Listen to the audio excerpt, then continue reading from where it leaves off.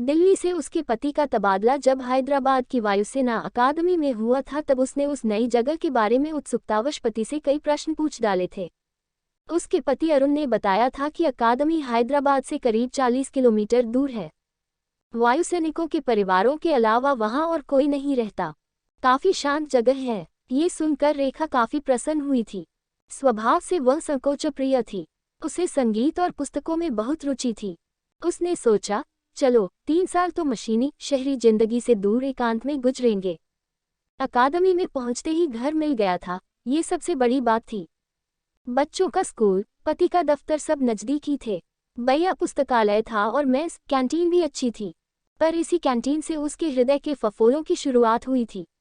वहां पहुंचने के दूसरे ही दिन उसे कुछ जरूरी कागजात स्पीड पोस्ट करने थे, इसलिए उन्हें बैग में रखकर कुछ सामान लेने के लिए वह कैंटीन में पहुंची। सामान खरीद चुकने के बाद घड़ी देखी तो 1 बजने को था। अभी खाना नहीं बना था। बच्चे और पति 1:30 बजे खाने के लिए घर आने वाले थे।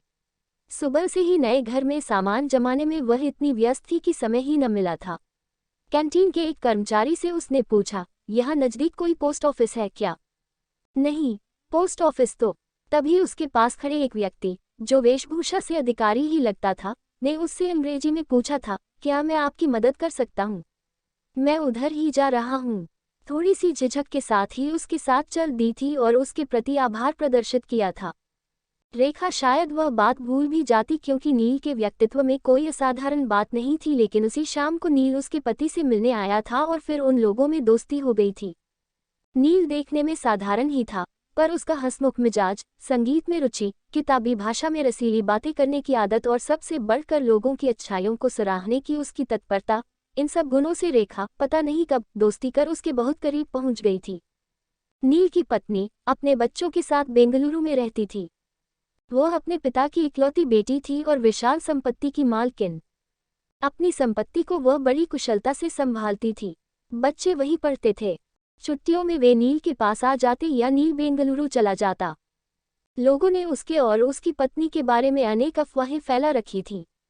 कोई कहता, बड़ी घमंडी औरत है, नील को तो अपनी जूती के बराबर भी नहीं समझती। दूसरा कहता, नहीं भाई, नील तो दूसरी लड़की को चाहता था, लेकिन पढ़ाई का खर्चा देकर उसके ससुर ने उसे खरीद लिया। स्त्रियां कहती, वह इसके साथ कैसे खुश रह सकती है, उसे तो विविधता पसंद है। लेकिन नील इन सब अफवाहों से अलग था। वह जिस तरह सबसे मेलजोल रखता था, उसे देखकर यह सोचना भी असंभव लगता कि उसकी पत्नी से पति नहीं होगी। रेखा को इन अफवाहों की परवाह नहीं थी। दूसरों की त्रुटियों में उसे कोई रुचि नहीं थी। जल्दी ही उसे अपने मन की गहराइयों में छिपी बात का पता लग गया था, और तब गहरे पानी में डूबने वाले व्यक्ति की सी घुटन उसने महसूस की थी। यह क्या हो गया, यही वह अपने आप से पूछती रहती थी। रेखा को पति से कोई शिकायत नहीं थी, बल्कि वह उसे प्यार ही करती आई थी। अपने बच्चों से, अपने घर से उसे बेहद लगाव था। शायद इसी को वह प्यार समझती थी। लेकिन अब 40 की उम्र के करीब पहुंचकर उसके मन ने जो विद्रोह कर दिया था, उससे वह परेशान हो गई थी। वह नील से मिलने का बहाना ढूंढती रहती। उसे देखते ही रेखा के शरीर में एक विद्युत लहरी सी दौड़ जाती। नील के साथ बात करने में उसे एक विचित्र आनंद मिलता, और सबसे अजीब बात तो ये थी कि नील की भी वैसी ही हालत थी। रेखा उसकी आंखों का प्यार, याचना, स्नेह, परवशता सब समझ लेती थी और नील भी उसकी स्थिति समझता था। वहां के मुक्त वातावरण में लोगों का ध्यान इस तरफ जाना आसान नहीं था, और इसी कारण से दोनों दूसरों से छिपकर मानसिक साहचर्य की खोज में रहते और मौका मिलते ही उस साहचर्य का आनंद ले लेते। अजीब हालत थी। जब मन नील की प्रतीक्षा में मग्न रहता, तभी न जाने कौन उसे धिक्कारने लगता। कई बार वह नील से दूर रहने का निर्णय लेती, पर दूसरे ही क्षण न जाने कैसे अपने ही निर्णय को भूल जाती और नील की स्मृति में खो जाती। रेखा अरुण से भी लज्जित थी। अरुण की नील से अच्छी दोस्ती थी। वह अक्सर उसे खाने पर या पिकनिक के लिए बुला लाता। ऐसे मौक़ों पर जब वह मुग्ध सी नील की बातों में खो जाती, तब मन का कोई कोना उसे बुरी तरह धिक्कारता। रेखा के दिमाग पर इन सब का बहुत बुरा असर पड़ रहा था।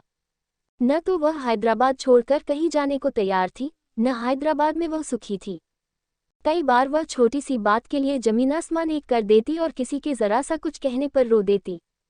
अरुण ने कई बार कहा, तुम अपनी बहन सुधा के पास 15-20 दिनों के लिए चली जाओ, रेखा। शायद तुम बहुत थक गई हो, वहां थोड़ा अच्छा महसूस करोगी।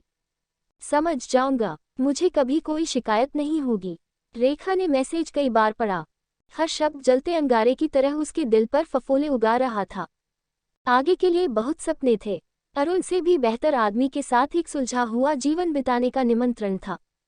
और पीछे 17 साल से तिनका तिनका इकट्ठा करके बनाया हुआ छोटा सा घरौंदा था। प्यारे प्यारे बच्चे थे, खूबियों और खामियों से भरपूर मगर प्यार करने वाला पति था। सामाजिक प्रतिष्ठा थी और बच्चों का भविष्य उस पर निर्भर था। लेकिन उन्हीं के साथ उसी घरौंदे में विलीन हो चुका उसका अपना निजी व्यक्तित्व था। कितने टूटे हुए सपने थे, कितनी राख हो चुकी उम्मीदें थीं। बहुत से छोटे बड़े घाव थे, अब भी याद आने पर उनमें से कभी भी खून बहता है। चाहे प्रौढ़त्व ने अब उसे उन सब दुखों पर हंसना सिखा दिया हो, पर यौवन के कितने अमूल्य क्षणों का इसी पति की जिद के लिए, उसके परिवार के लिए उसने गला घोंट लिया। शायद नील के साथ का जीवन इन बंधनों से मुक्त होगा, शायद वहां साहचर्य का सच्चा सुख मिलेगा, शायद, लेकिन पता नहीं। अरुण के साथ कई वर्ष गुजारने के बाद अब वह क्या नील की कमजोरियों से भी प्यार कर सकेगी? क्या बच्चों को भूल सकेगी? नील की पत्नी, उसके बच्चे, अरुण, अपने बच्चे, इन सब की तरफ उठने वाली उंगलियां क्या वह सह सकेगी? नहीं, नहीं, इतनी शक्ति अब उसके पास नहीं बची है। काश नील पहले मिलता। रेखा रोई, खूब रोई, कई दिन उलझनों में फंसी रही। उस शाम जब उसने अरुण के साथ पार्टी वाले हॉल में प्रवेश किया तो उसकी आंखें नील को ढूंढ रही थीं। उसका मन शांत था, होठों पर उदास मुस्कान थी। डीजे की धूम मची थी। सुंदर कपड़ों में लिपटी कितनी सुंदरियां थिरक रही थीं।